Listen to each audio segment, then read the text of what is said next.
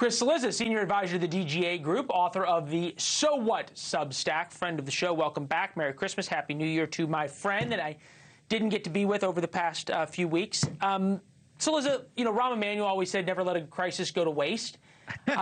Purely from a political standpoint, Donald Trump comes into office, I think, with a pretty strengthened hand, does he not?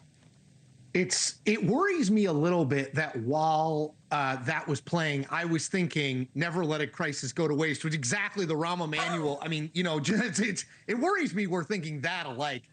We didn't talk before the segment, no, I swear. No, I was like Leland stealing all my best material. Yeah, look, first of all, Mike Walls is smart, and he knows that they're not going to be, on day one, they're not going to be in place, right? Because there's going to be confirmation hearings and there are going to be votes.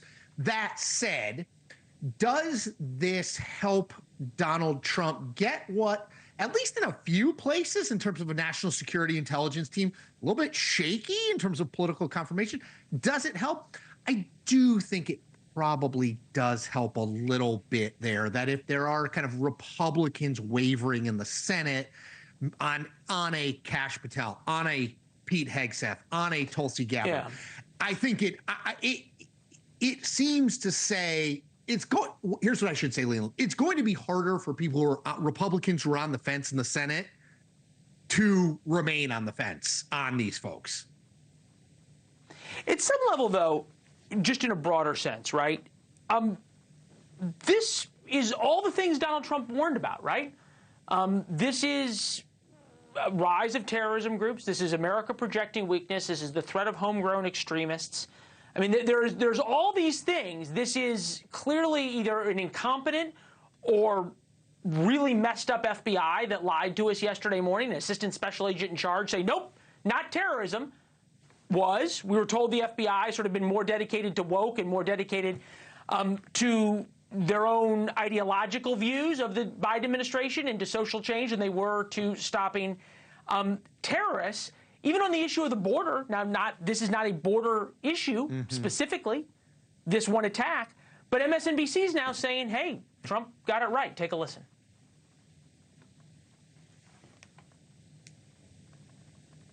The border was not Biden's finest moment, frankly. You can see what happened here.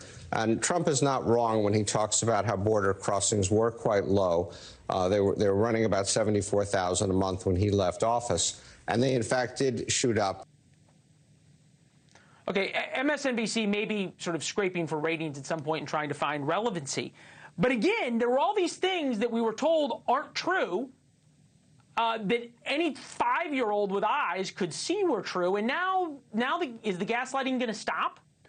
Well, I mean, I feel like in a lot of ways, Leland, that's what the election showed, right? I mean, if you talk to most Democrats before the election, they said, oh, Kamala Harris will win. It'll be close, but she'll win because people just don't trust Donald Trump and he's not talking about the issues that matter to them, et cetera, et cetera. Well, I mean, as I always point out, when my Democratic friends make the argument, well, he didn't get 50% of the popular vote. And I'm like, he won the popular vote, which is not something anyone on the Democratic side thought was even possible. And I will admit, before the election, I said, I think Trump's going to win. I said by a pinky nail. He won by more than that. And I certainly thought that Kamala Harris would win the popular vote. I mean, I do think in a lot of ways that the public sort of got it a little bit more. I mean, if you want to boil down Donald Trump's message, whether it's immigration, the economy, trade, national security, intelligence, it's we're not tough enough. Now, he probably has never said those exact words in that exact order,